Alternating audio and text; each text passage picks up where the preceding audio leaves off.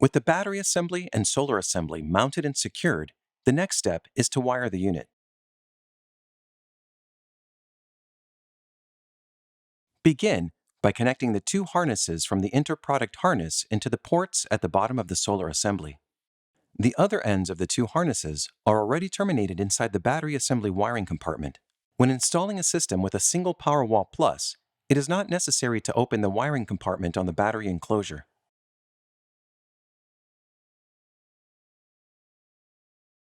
Powerwall Plus is normally interconnected with a 50-amp 2-pole breaker. This typically requires the use of number 8 conductors. Strip half an inch of insulation from each AC conductor. Insert a cabinet-tip flathead screwdriver into the rectangular hole. This will open the adjacent circular terminal to receive the AC conductors. Terminate the L1, L2, neutral, and ground conductors in their respective ports inside of the solar assembly. Perform a slight tug test to ensure that each conductor is properly terminated. Terminate each conductor in their respective terminals at the point of interconnection. L1 and L2 on the two poles of a 50-amp breaker, and the neutral and ground in their respective terminals.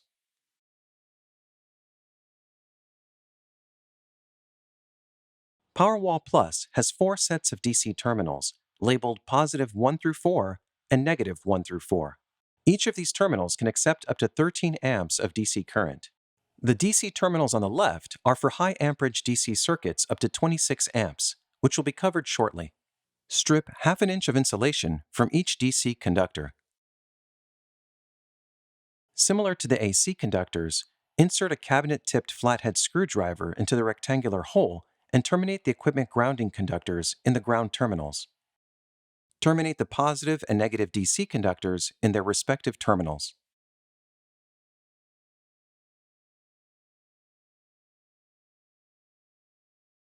If the current for a DC circuit exceeds the 13-amp rating of the terminals, DC conductors are then terminated on the left side, and jumpers are used to join the corresponding sets of terminals for a total allowable current of 26 amps for that circuit.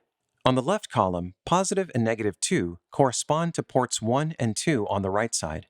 Positive and negative 4 correspond to ports 3 and 4 on the right side. Terminate the high amperage DC conductors on the left column of the terminals. Use a jumper to combine the corresponding terminals on the right column. See the Powerwall Plus Quick Guide or the sticker inside of the solar assembly for diagrams on different DC wiring configurations.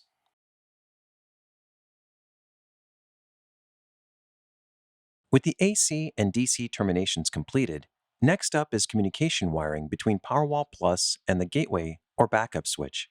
The communication port is located on the left side of the solar assembly. Terminate the 4 conductors of a shielded, twisted communication cable in the solar assembly, taking note of the labels of each conductor. Twist the drain wire around the bare copper of an equipment grounding conductor and terminate in the ground terminals of the solar assembly. Terminate the other end of the communication cable in backup gateway or backup switch, matching the wiring pattern used inside of the solar assembly.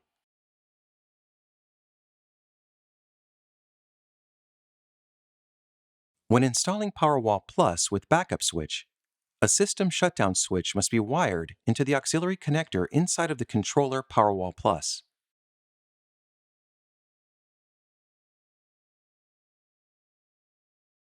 Powerwall Plus can be installed with up to 3 additional Powerwall 2 units.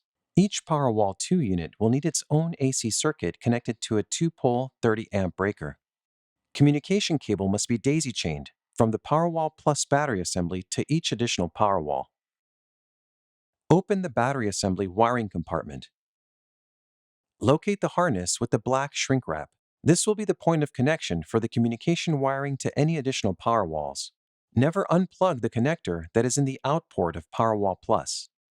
Unplug the loose end with the shrink wrap.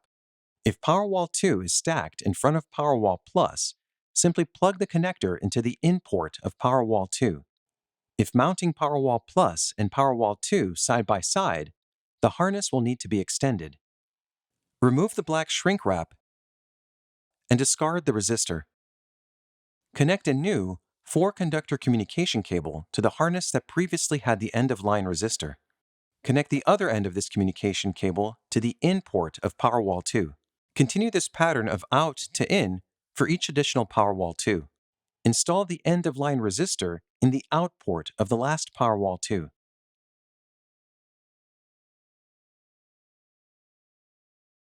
Powerwall Plus can be installed with one additional expansion Powerwall Plus.